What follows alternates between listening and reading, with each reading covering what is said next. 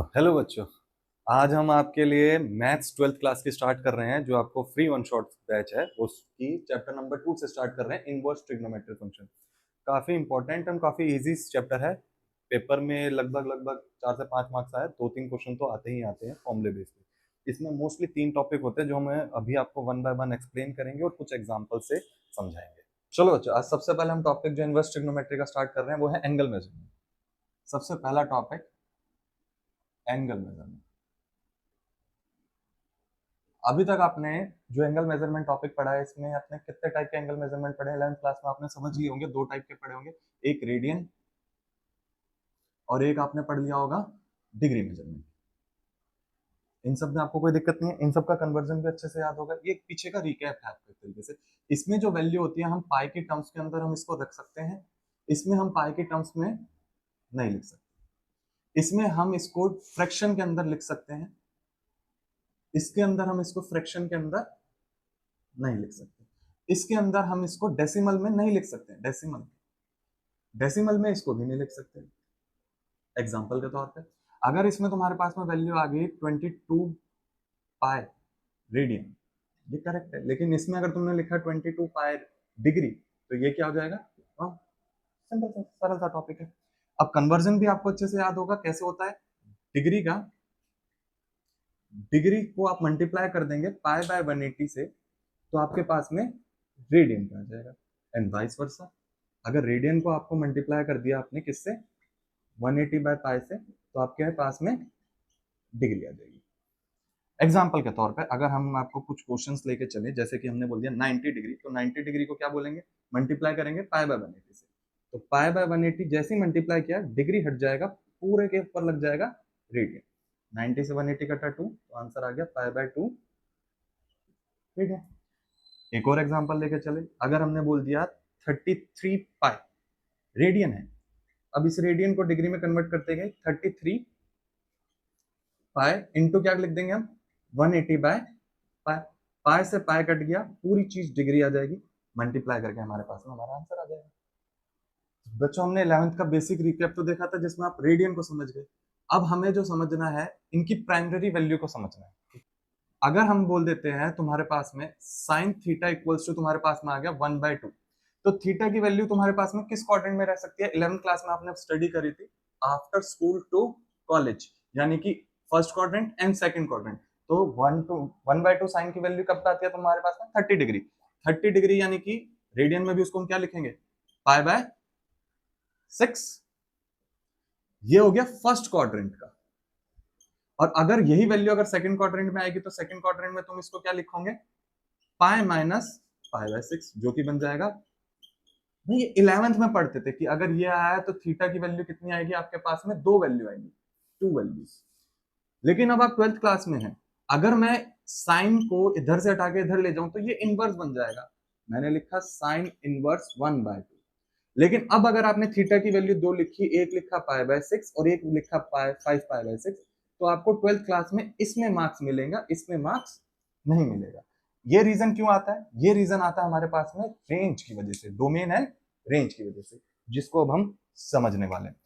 हमारे पास में 6 फंक्शन आए इनवर्स के अंदर: sine inverse X, cos inverse X, tan inverse X, cot inverse X, sec inverse X and cosec inverse x.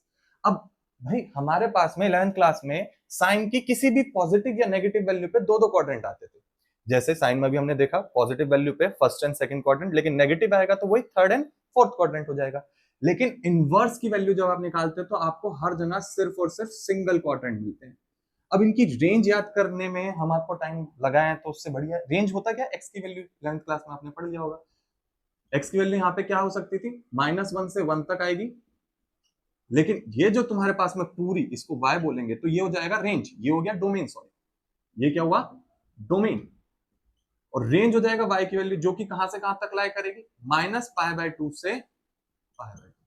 तो रिमेंबर कि भाई हमारे पास में अगर साइन की वैल्यू पॉजिटिव आती है और नेगेटिव आती है तो कौन कौन सा क्वाड्रेंट, इसको हम अलग तरीके से लिखेंगे। अगर पॉजिटिव आती है तो हमेशा हर जगह सिर्फ फर्स्ट क्वाड्रेंट लो, किसी भी इनवर्स का क्वाड्रेंट आ गया फर्स्ट क्वाड्रेंट, अगर सिर्फ और सिर्फ पॉजिटिव है। लेकिन नेगेटिव आ गया तो भाई साइन में नेगेटिव आया तो आप कौन सा क्वाड्रेंट लेंगे, फोर्थ क्वाड्रेंट। अब फोर्थ क्वाड्रेंट में जाने के लिए हम 2 पाई माइनस थीटा नहीं यूज करेंगे, हम माइनस थीटा यूज करेंगे।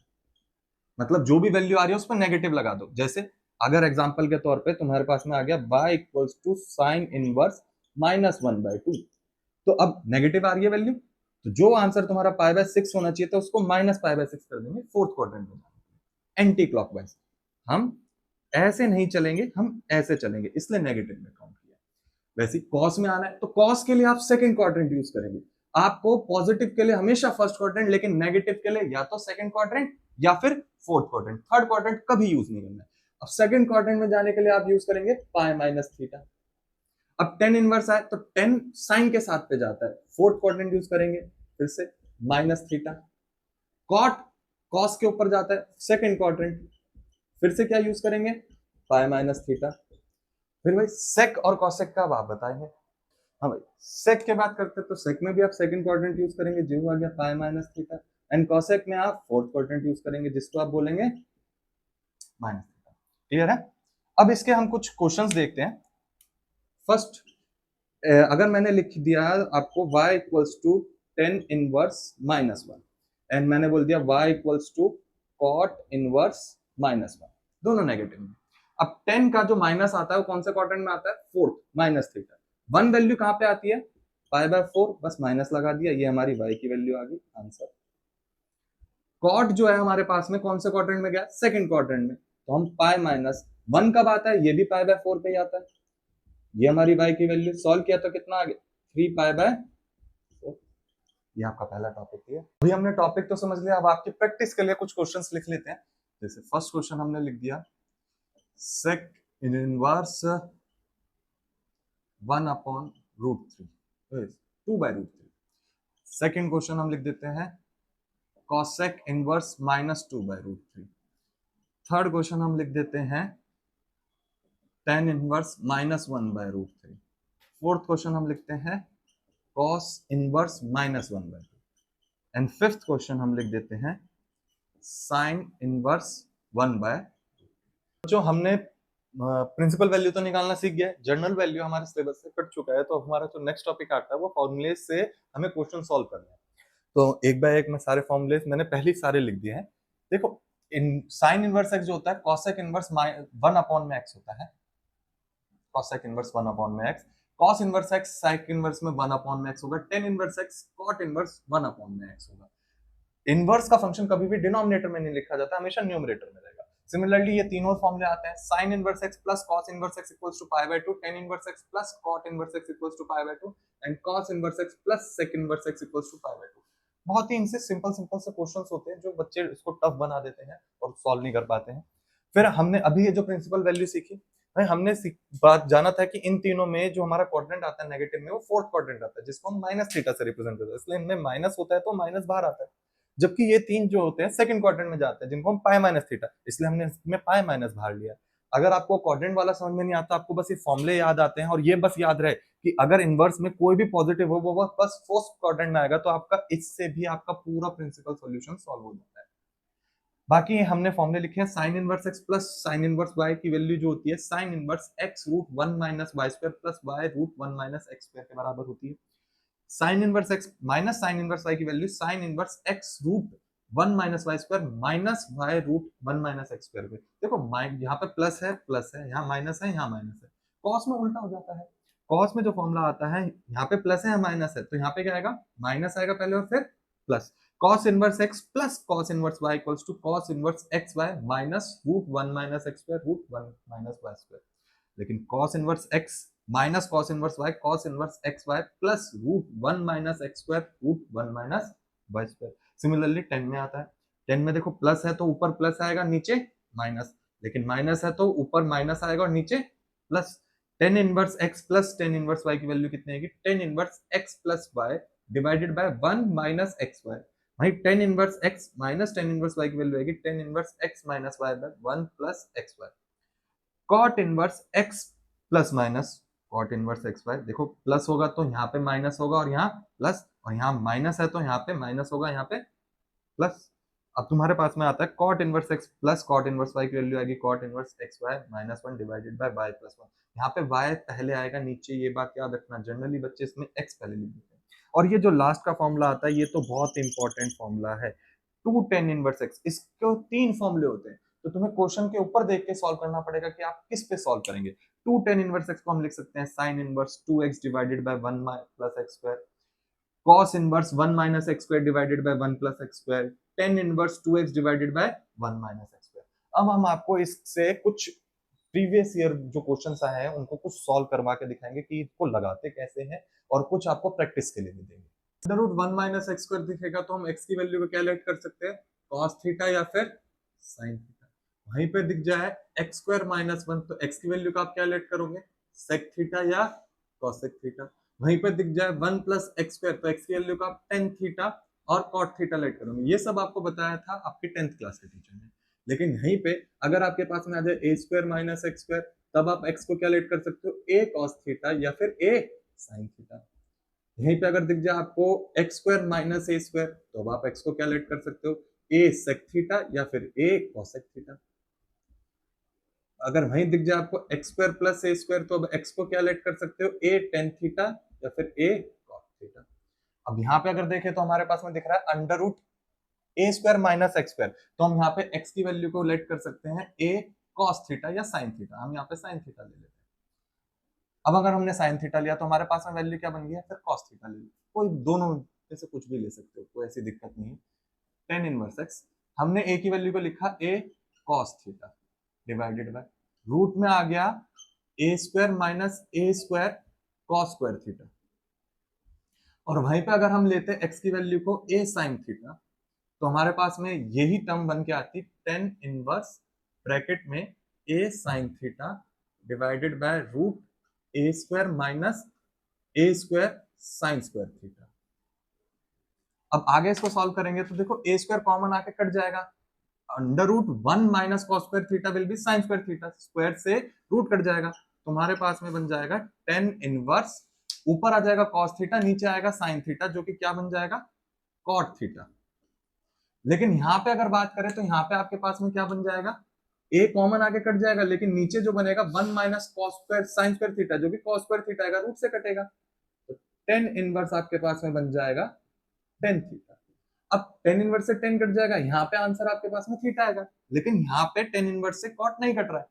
तो फिर अभी हम पीछे हमने फॉर्मूला पढ़ा था, क्या फॉर्मूला पढ़ा था, tan inverse theta plus cot inverse theta equals to pi by two, पढ़ा था ना, पढ़ा था।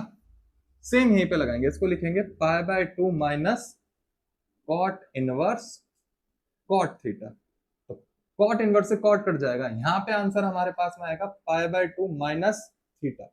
तो दोनों आंसर वैलिड है, आपको धरना नहीं है। यहाँ पे आप थीटा की वैल्यू क्या लिखोगे, यहाँ पे आप थीटा की वैल्यू लिखेंगे sine inverse x by two, x by, और यहाँ पे आप थीटा की वैल्यू लिखेंगे pi by two minus cos inverse x by a, जो कि दोनों सेम टू सेम है, क्योंकि sine inverse x plus cos inverse x फिर से पाई बाय टू होता है।